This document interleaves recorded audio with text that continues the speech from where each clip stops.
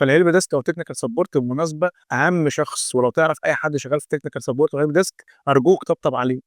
أرجوك حِبّه شوية. هل شغل الtechnical support والhelp desk ده شغل حقيقي، شغل بجد يعني هاخد خبرة بجد يعني والّا كلام فاضي وباضيّع وقتي على الفاضي وخلاص؟ الناس كلّها فاكرة إن الtechnical support ده بيشيل الفيشة ويحطها تاني، راستر الراوتر، الحاجات البسيطة دي كلّها، ولكن لأ، دي شغلانة مهمة وتقيلة جدًا، وعلى فكرة هي عمود الأساس وأهم شخص موجود في قسم الIT في أي شركة بالمناسبة. ليه بقى؟ أول حاجة الراجل ده عنده خبرة كبيرة جدًا ب3 حاجات وأهم 3 حاجات، قسم الكمبيوتر وأساسيات الكمبيوتر ومشاكل الكمبيوتر، وإزاي يعلّي أو يعمل upgrade للكمبيوتر، وإزاي يعمل trouble shooting ويحل مشاكل الكمبيوتر اللي الموظفين بيعملوها أو بتحصل منهم كل يوم وهُم شغالين. تاني وأهم حاجة أساسيات الشبكات، لازم برضه يكون عارف مبادئ وأساسيات عن الشبكات عشان يعرف برضه يضبّط الشبكة ويقدر يساعد الموظفين إن هم يخرجوا على الإنترنت أو يفتحوا الموقع بتاعهم أو ياخدوا IP وDNS وهكذا بشكل مضبوط وبشكل سليم. تالت وأهم حاجة الsecurity، إنه بيطبّق الpolicies عن طريق بقى الWindows Server أو عن طريق الgroup policies الlocal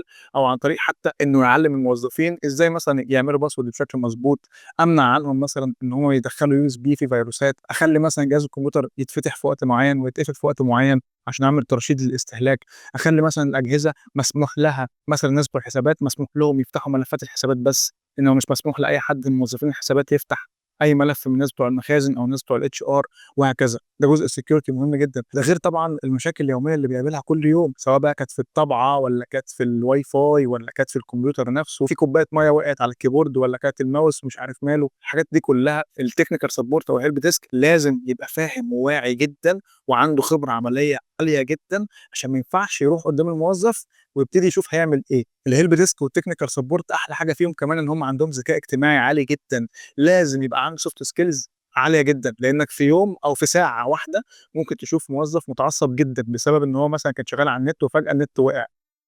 اللعبة دلوقتي، اتصرّف دلوقتي. ممكن في نفس الساعة يعدّي على موظف بارد جدًا وبسيط جدًا والدنيا حلوة والحياة بسيطة وما فيش مشاكل في أي حاجة ويا باشا خُد وقتك وبراحتك، أنا كده مش عايز أشتغل أصلًا وهابقى أقول لهم الجهاز بتاعي بايظ وخلاص. ممكن يروح لبنت مثلًا مُحرجة أو مكسوفة، ممكن يروح لواحدة كبيرة في السِن قد مامته مثلًا في الشغل لازم يعرف يتعامل معاها، ممكن يروح للمدير يتكلّم معاه في حاجات أو في شُحنة كمبيوترات نازلة جديدة فهو عايز يعرف منّه إيه هي أحسن إمكانيات يقدر يشتريها، ممكن يروح بعد كده لراجل شغال مثلًا في الشركة أو في الموقع ما يعرفش الكمبيوتر ده بيشتغل إزاي وهو شايفه اسمه كده مكنة، ما اسموش كمبيوتر أصلًا، برضه محتاج يفهّمه حاجات معيّنة ويخلّيه يسهّل عليه الشغل بتاعه وهكذا. فالhelp desk أو technical support بالمناسبة أهم شخص، ولو تعرف أي حد شغال في technical support أو help desk أرجوك طبطب عليه، أرجوك حِبّه شوية، لإنه بيشوف حاجات كل يوم عجيبة وحاجات أغرب من الغرابة، ده غير طبعًا استفسارات الموظفين اللي قد تبدو في بعض الأوقات مستفزة جدًا ليهم، الراجل ده بقى بيعرف يمتص الحاجات دي كلّها وبيعرف ياخد الخبرة العالية دي كمان، ده غير إن الhelp desk أول سلِّمة ليك عشان تعرف تكمّل بعد كده في مجال الIT، فمثلًا في ناس بتشتغل help desk يخش بعد كده في مجال الnetwork والشبكات ويتخصص فيه ويكمّل، في واحد يخش في مجال الsystem ويتخصص فيه ويكمّل، في واحد مثلًا ممكن يكمّل في جزء الcyber security ويكمّل فيه، الhelp desk هو الbase اللي لازم تعدّي عليه عشان تبقى عارف كمبيوتر شغال إزاي، الشبكات دايرة إزاي والأجهزة بتكلّم بعض إزاي، security إيه القصة، عشان تبقى فاهم لمّا تيجي تتخصص بعد كده تبقى عارف إيه اللي بيحصل في الخلفية من ورا في أول سلِّمة بتاعة الhelp desk، وعشان كده أنا سهّلت عليك بدل ما تاخد كورسات كتير أوي نظري ومش تفهم منها ولا تاخد منها أي خبرة عملية وهتضيّع وقتك على الفاضي، عملت لك دبلومة كاملة اسمها الIT help desk، دبلومة عملية فيها كل الأساسيات اللي محتاجها، اللي تخُص أساسيات الكمبيوتر،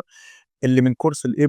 جزء العمل اللي أنت محتاجه كل يوم، وكمان جزء الشبكات اللي من كورس الN+ والCCNA الجزء الأولاني منه، العملي برضه اللي أنت محتاجه في السلِّمة بتاعة الhelp desk، وكمان جزء الsecurity اللي أنت برضه هتشوفه والجزء العملي اللي من كورس الS+، ده غير بقى القسم الجديد اللي أنا حاطّه في الدبلومة بتاعتي وهو أشهر المشاكل اللي هتقابلها كل يوم وأنت شغال في الشركة بتاعتك، زي بقى نسيان الباسورد، إنك محتاج تعمل backup، إنك محتاج تعمل group policies على الWindows server مثلًا، وحاجات تانية كتيرة أوي، لو محتاج تعرف تفاصيل أكتر ابعت لي على الواتساب على الرقم الجميل ده وهابعت لك كل التفاصيل، لحد هنا وكفاية، ما تنساش تصلّي على النبي، أشوفك على خير،